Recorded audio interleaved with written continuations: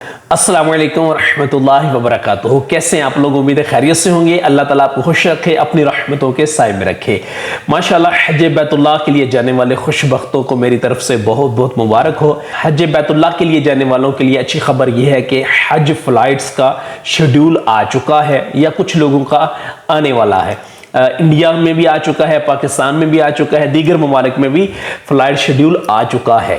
तो मुख्तलिफ हुज्जाज कराम पूछ रहे हैं कि फ़्लाइट शेड्यूल आने के बाद हमें अपनी तैयारी किस तरह करनी चाहिए, मामलात को कैसे मैनेज करना चाहिए। देखें, सबसे पहली बात तो यह है कि जब फ़्लाइट शेड्यूल आ जाता है ना, तो आपकी जो एक्साइटमेंट है, आपकी जो खुशी है, वो मज़ीद बढ़ जाती है कि अब तो वो दिन बड़े करीब होते हैं कि जब आप इंशाअल्लाह ताला हज बैतुल्लाह के लिए अपने घर से रवाना होंगे। दिन हो या रात हो, अब ख्वाबों में, ख्यालों में हर वक्त वही मनाजर घूमते रहते हैं। बैतुल्लाह शरीफ, रोज़ा रसूल सल्लल्लाहु अलैहि वसल्लम, मस्जिद नबवी शरीफ, मक्का और मदीना की गलियाँ, बस ये खूबसूरत लम्हात होते हैं जो अल्लाह पाक कुछ लोगों को नसीब फरमाता है। बहरकैफ, जब फ्लाइट शेड्यूल आ जाता है तो कुछ चीज़ें आपने अपने जहन में रखनी है। जाहिर बात है, उसके बाद अब आपके पास कुछ दिन होते हैं, किसी के पास 20 दिन होते हैं, किसी के पास 25 दिन होते हैं, किसी के पास इससे भी कम दिन होते हैं। मुख्तलिफ कंट्रीज में मुख्तलिफ शेड्यूल होता है। तो बहरहाल, जैसे ही फ्लाइट शेड्यूल आए तो सबसे इंपॉर्टेंट बात जो आपने समझनी है वो ये है कि मुख्तलिफ लोग जो हैं वो फ्लाइट शेड्यूल के हवाले से आखिरी दिनों में बहुत परेशान हो जाते हैं। उन्हें समझ नहीं आ रही होती कि किसी के ऊपर टाइम लिखा होता है 22, किसी के ऊपर लिखा होता है 23, किसी के ऊपर लिखा होता है 18। अब 18 बजे कौन सा टाइम होगा? रात का होगा, दिन का होगा, दोपहर का होगा, शाम का होगा? 16 बजे क्या वक्त होता है? क्योंकि हमारे यहाँ घरों में जो नॉर्मली क्लॉक हम यूज़ करते हैं वो 12 आवर्स के करते हैं, 24 आवर्स के नहीं करते। लेकिन इंटरनेशनली जो क्लॉक यूज़ होता है वो 24 आवर्स का होता है। इसलिए आपने इस चीज़ को 24 आवर्स के क्लॉक के अकॉर्डिंग समझ लेना है। यानी किसी भी पढ़े लिखे बंदे को आपने जो आपका शेड्यूल आया आपने वो देना है। तो उससे आपने कहना है कि बताएं कि मेरी फ्लाइट का असल टाइम, एग्जैक्ट टाइम कौन सा है? रात के 2 बजे हैं, दिन के 2 बजे हैं, दोपहर का वक्त है, रात का, शाम का, व्हाट्सएवर जो भी है। सबसे इंपॉर्टेंट बात ये आपने समझ लेनी है, ठीक है? बहुत सारे लोगों को कंफ्यूजन हो जाती है। कुछ लोग ऐसे होते हैं जो बेचारे दूर दराज देहातों में रहते हैं, मतलब बड़ी दूर से उन्होंने सफर करके आना होता है। तो गलत फहमी में खुदा ना खास्ता वो अगर 10 घंटे या 15 घंटे पहले आ जाते हैं तो फिर एयरपोर्ट पे वहां पे आके उनके लिए इंतजार करना एक परेशानी का सबब बन सकता है। कुछ लोग तो हालत एहराम में होते हैं, घर से ही एहराम बांध के वो आ रहे होते हैं, तो फिर उनके लिए इंतजार करना आप समझ सकते हैं तकलीफ देह हो सकता है। नेक्स्ट पॉइंट ये है कि कुछ लोगों का फ्लाइट शेड्यूल दूसरे शहरों से होता है। यानी कि कुछ लोग ऐसे एरियाज में रहते हैं, फर्ज करें मैं इस वक्त पाकिस्तान से बात कर रहा हूं, तो लाहौर और फैसलाबाद, लाहौर और मुल्तान, लाहौर और इस्लामाबाद, ये जो सिटीज है ना, इनके कुछ लोग सेंट्रल पॉइंट्स में रहते हैं। मतलब इनके कुछ एरिया में ऐसे में रहते हैं जो लाहौर के भी यूं समझ लें कि उतना ही सफर बनता है ऑलमोस्ट, और इस्लामाबाद भी उतना ही बनता है। कुछ लोगों का मुल्तान भी उतना ही सफर बनता है, लाहौर भी ऑलमोस्ट उसके नियर अबाउट बनता है। तो अब ये होता है कि वो लोग एक्सपेक्ट ये कर रहे होते हैं, फर्ज करें कि हमारी फ्लाइट लाहौर से होगी क्योंकि हमें करीब है, लेकिन उनकी फ्लाइट फैसलाबाद से आ गई, उनकी फ्लाइट मुल्तान से आ गई, तो उन्हें ये चीजें पहले से कंफर्म कर लेना जरूरी है, ठीक है? ये कॉमन सेंस की बात है, ज्यादा ये मुश्किल चीज नहीं है। लेकिन लोग दूर दराज रहते हैं, देहातों में कुछ लोग बेचारे रहते हैं, उनको फिर इन चीजों की परेशानी ना हो, लिहाजा ये चीज आपने अच्छे से समझ लेनी है कि आपकी फ्लाइट किस शहर से होगी। नेक्स्ट पॉइंट ये है कि बहुत सारे अहबाब पूछ रहे हैं कि हमें किस एयरलाइन में कितना वजन ले जाने की इजाजत होगी। ये बात बड़ी इंपॉर्टेंट है, आप अच्छे से समझ लीजिएगा।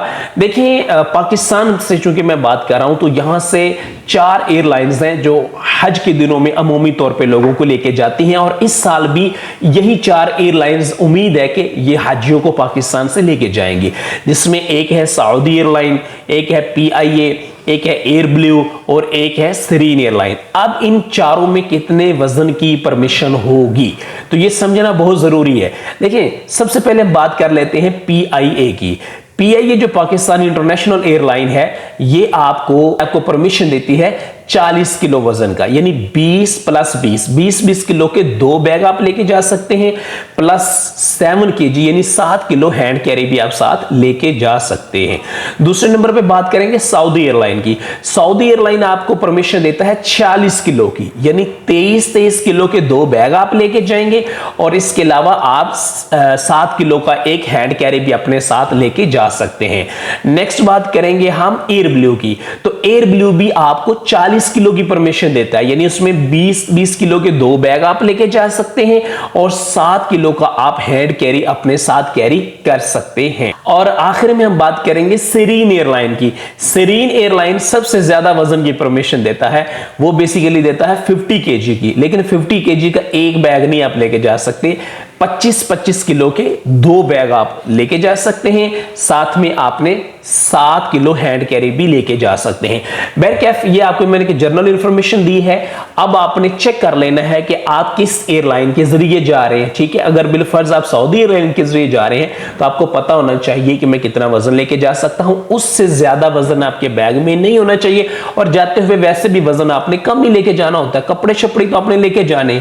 ठीक है, और क्या मतलब शॉपिंग तो आपने उधर से जाके कुछ लोगों ने करनी होती है, खजूरें वगैरह लेके आना, जो भी मामलात हैं, यहां से तो आपने सादा कपड़े कोशिश करें कम से कम वजन आपके पास होना, यानी कि सिर्फ जरूरी चीजें होनी चाहिए। नेक्स्ट पॉइंट ये है कि अब फ्लाइट शेड्यूल आने के बाद जो भी आपने शॉपिंग वगैरह है वो अपनी कंप्लीट कर ले, बैग ले ले, अच्छी क्वालिटी का ले ले, 4 टायरों वाला आपने लेना है, और कोशिश करनी है कि कम वजन वाला हो। ठीक है, उसका वजन ज्यादा ना हो, क्योंकि मुख्तलिफ जगहों पे आपको वो बैग जो है वो गाड़ी में लोड भी और अनलोड भी करना पड़ेगा, अपने होटल के अंदर भी लेके जाना पड़ेगा, और वहां से अपने रूम के अंदर वगैरह वगैरह।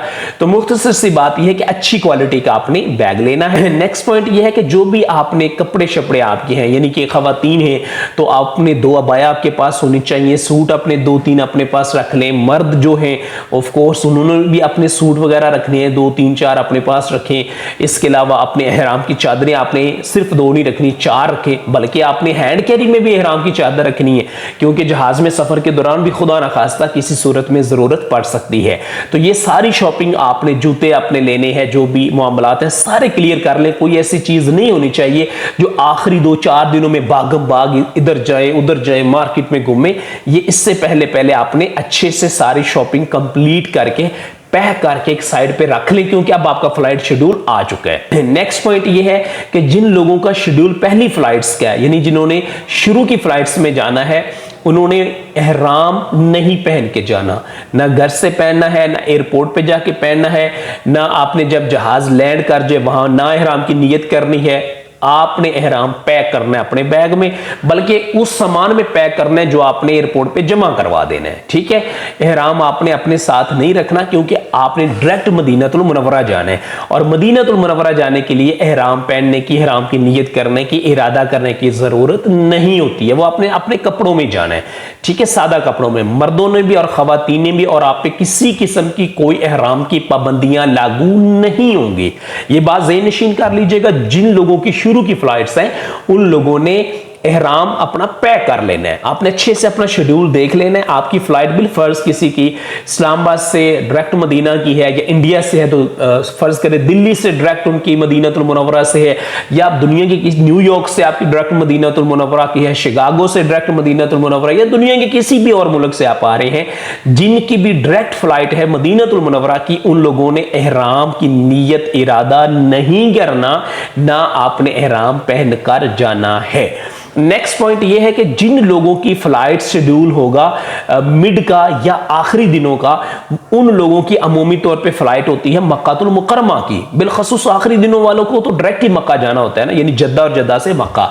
इन लोगों ने हालत एहराम में जाना होता है, तो इन लोगों ने एयरपोर्ट पे जाके या जहाज में बैठ के नियत करनी है, एहराम की इरादा करना है। इन मामलात को समझ लेना है, एहराम की पाबंदियों को, मर्द और औरत के एहराम की पाबंदियां कौन सी होती हैं, उनमें कौन सी पाबंदियां जो दोनों के लिए हैं, कौन सी जो सिर्फ मर्दों के लिए और खवातीन के लिए नहीं है। इन चीजों को आपने, मेरे भाई मेरी बहन जो भी जा रहे हैं खुशबख्त खुश नसीब माशाल्लाह, आपने अच्छे से समझ लेना है कि आपकी फ्लाइट आपके शहर से डायरेक्ट मक्कातुल मुकर्रमा मुकरमा जा रही है तो आपने हालत एहराम में जाना है और इसके मामलात को और इसकी पाबंदियों को अच्छे से समझ के सीख के फिर आपने जाना है। नेक्स्ट पॉइंट यह है कि जिनकी फ्लाइट डायरेक्ट मक्कातुल मुकरमा की है या जिन्होंने इवन मदीने भी जाना है फिर वहां से मक्कातुल मुकरमा आना तो होगा, उन्होंने इन लोगों ने हज कौन सा अदा करना है ये आपको पता होना चाहिए। हमारी मेजोरिटी जो है, ज्यादातर जो लोग हैं वो हज तमत्तो करते हैं, और जो लोग हज तमत्तो करते हैं तो वो जब फर्ज करें किसी की लाहौर से मक्का मुकरमा की फ्लाइट है जद्दा की, तो वो यहां से जब जाएगा तो वो उम्रे का इरादा करेगा, हज का उसने जिक्र भी नहीं करना है, ठीक है।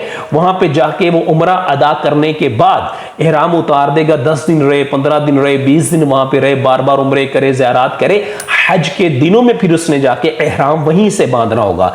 कुछ लोग हज किरान करते हैं, हज किरान की सिचुएशन मुख्तलिफ है, वो कुछ लोग करते हैं, सारे नहीं करते, मगर ज्यादातर लोग हज तमत्तो करते हैं। ये मामलात आपने समझ के जाने, नहीं पता तो आपने किसी से पूछ लेना, वहां जाके कंफ्यूज नहीं होना है। तो बैरकैफ जिनकी भी पहली फ्लाइट्स हैं, आप सबको मेरी तरफ से बहुत बहुत मुबारक हो, आपका जाना अल्लाह पाक कबूल फरमाए, मुबारक फरमाए।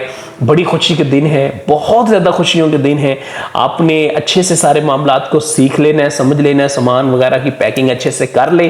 कोई प्रॉब्लम हो, कोई मसला हो, ये स्क्रीन पे मेरा नंबर दिया हुआ, आप मुझे मैसेज कर सकते हैं। इंशाअल्लाह ताला अल्लाह के मेहमानों की खिदमत का सिलसिला जारी रहेगा। अल्लाह ताला आप सबको खुश रखे। कुछ तबीयत की नासाजी की वजह से पिछले कुछ दिनों से मैं नहीं आ सका चैनल पे, वैसे भी कोई वीडियोस वगैरह में आपसे कॉन्वर्सेशन नहीं हो सकी। अल्लाह पाक खैर फरमाए, दुआ कीजिएगा।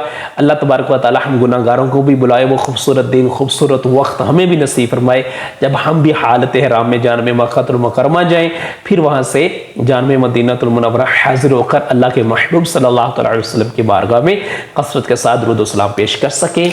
अपना बहुत ख्याल रखिएगा। अस्सलामु अलैकुम व रहमतुल्लाहि व बरकातहू।